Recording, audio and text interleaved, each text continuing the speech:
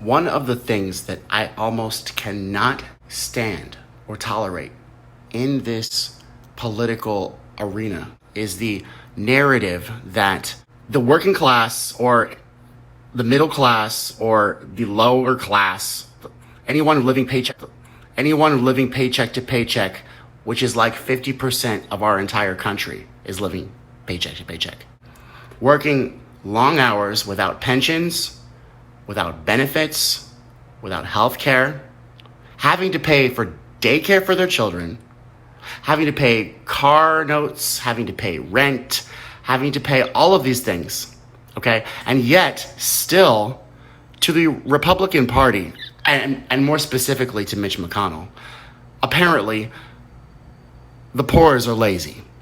The poors are so lazy because they don't want to go back to work. They don't want to make the wealth for the elites. I mean, if this coronavirus pandemic taught me anything, it is you always know who people are when stressful situations come your way. Like, for instance, this pandemic has revealed the weird-ass spending habits of Nancy Pelosi. That's for sure. And also the cheap and completely rigid Uncle Scrooge mentality of Mitch fucking McConnell. 2 weeks into this entire pandemic, Mitch McConnell was already saying that he favors state bankruptcy over giving more federal aid to anybody, except for, of course, his donors, the military-industrial complex, the banks, Wall Street. So anyone else, though? Oh, state bankruptcy. I think state bankruptcy. This looks like a state bankruptcy could take care of this. Oh, how American. How American, Mitch. Jesus, what an asshole. The Republicans and their $1 trillion stimulus proposal, you want to guess how much of that was for, like, working people? You want to guess how much of that was for small businesses?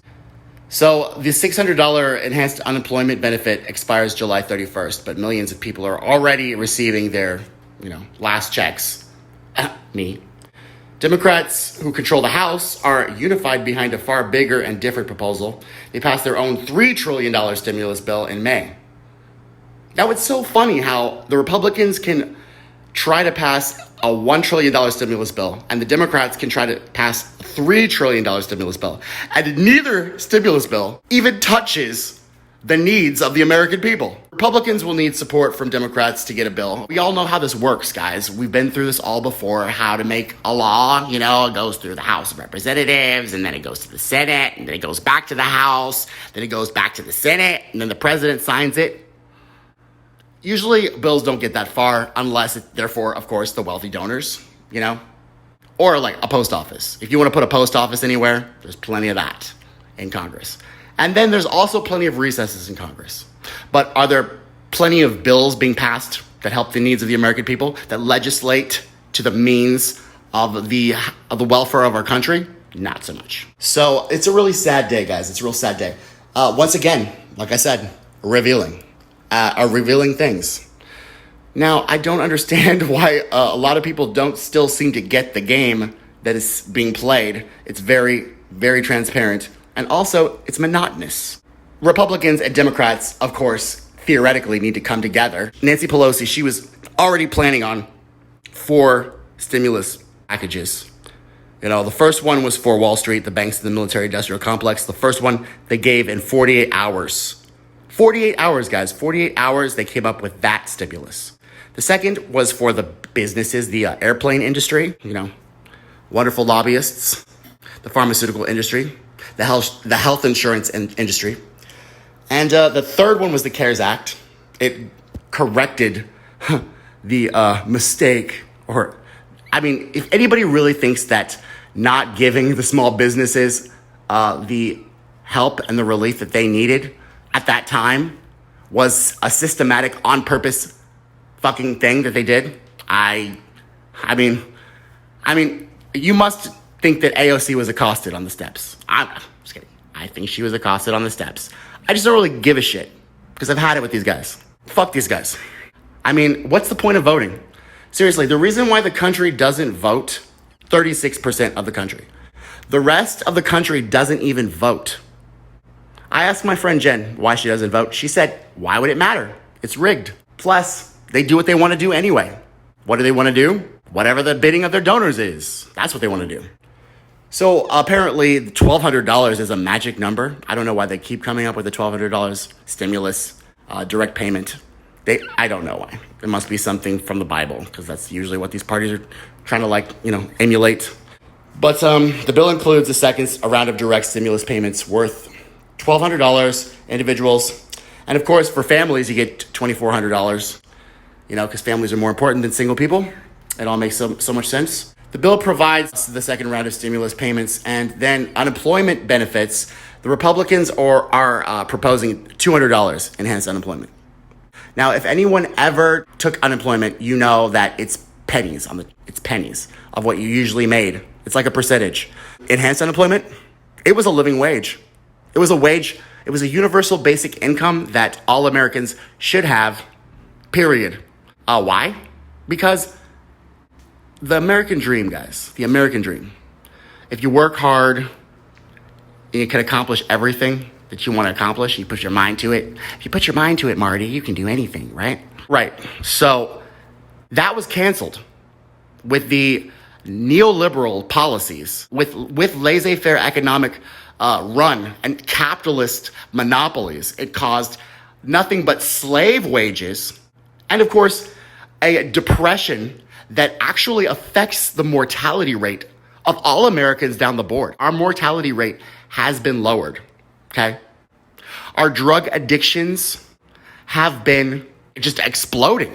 People are addicted to drugs. People are addicted to all kinds of things. People are unhappy. People are depressed. People have mental illnesses. You know why that is, guys? It's not because you were born this way. I mean, some of it is, but some of it's not. Some of it's because of Monsanto and the chemicals they put in our food that the Democrats and Republicans approve of, and the FDA, the Federal Drug Administration, actually approves of. And also, some of it has to do with your lives. You're a hamster on a wheel, working day to day, going home, doing the same thing over and over and over again, going home, going to work, going home, going to work, going home, going to work. They put these little Hallmark holidays in between that too. They're like, oh, Valentine's Day. Oh, it's a different kind of day now. No, it's not. It's a capitalist, commercialist day they put in there so they can, when you're on your day off, they can rob you. That's what holidays are for. Okay? Holidays are a capitalist trap to rob you while you're not on the wheel, hamster. Get back on the wheel, hamster. Get back on the wheel, hamster. So this entire social construct is bullshit.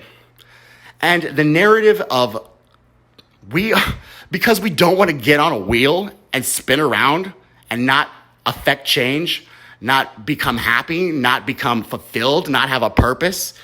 We don't want to do that anymore. We're lazy. Mitch, you're a fucking asshole, Mitch. And Nancy Pelosi, I mean, I don't really know what she thinks about all this. The Democratic Party is supposed to be about the working class. And I think in the back of her mind, she thinks that she is. But she spent so much time fundraising for the Democratic Party. She spent so much time shilling for the Democratic Party that all she can think about is what she can get out of a crisis. She has become a completely evil person. And I don't even know if she realizes it, but she has. I think the evil started when George Bush and Nancy Pelosi at the Iraq War started torturing people and then opened a torture facility outside of the lands of the United States so they couldn't get charged for war crimes. Then they lied to the American people. Then they created a narrative that there was weapons of mass destruction in Iraq. That had nothing to do, it was irrelevant. It was completely irrelevant, guys, from 9/11. Iraq had nothing to do with 9/11. Then they got the media together, Nancy Pelosi and George W. Bush, to manufacture consent for an illegal war in which we destabilized the Middle East, stole all the natural resources, raped and ravaged that part of the globe. And to the victor comes the spoils, I guess. That's what Trump says, you know. Trump was all about taking the oil back in that day. Oh, we should take the oil. Bitch, what do you think we're doing, bitch? Dick Cheney was all over that shit. Halliburton was all over that shit. Again, Trump, dumb. But he's taking more of it now. And he has, with Barack Obama's wonderful leadership of 2 wars to 7 wars, continue to pick and rape the lands of the Middle East, of Iran, Iraq, Afghanistan, Somalia, Sudan, Yemen, Libya, and Syria. That's where we are at now. And it's all, Dr. Burgess he always asks me how much is too much, How much is too much? How much is enough? How much is enough? How much wealth is enough? How much oil is enough? How much of our lives are enough? I mean, how much of our lives do you want?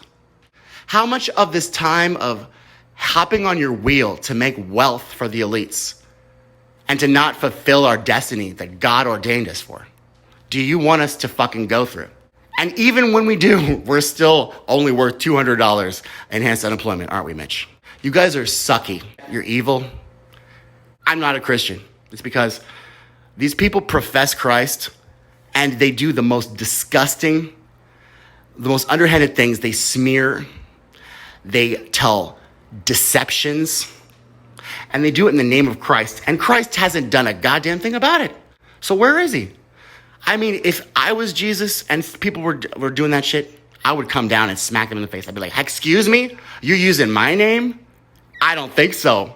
That is not what I said. Because you look at the Bible, Jesus is exactly the opposite as these political parties. They both say they're Christians. They both read the Bible. They both go to church. They both want to amend the Constitution to ban gay marriage in the 90s. They both said marriage is between a man and a woman in the 90s. And then they torture people. They lie. They rape and pillage, destroy lives, and then call us lazy. And they're the ones on recess all the time. I mean, guys, do you understand how incredibly hilarious it is if you think about it? So I don't know what to say. I don't know what to do. If there was a God, I thought he would be coming back by now, but obviously he's not. Because there isn't one. It's just my opinion. We'll see what happens, right? I guess. It's the age of crisis.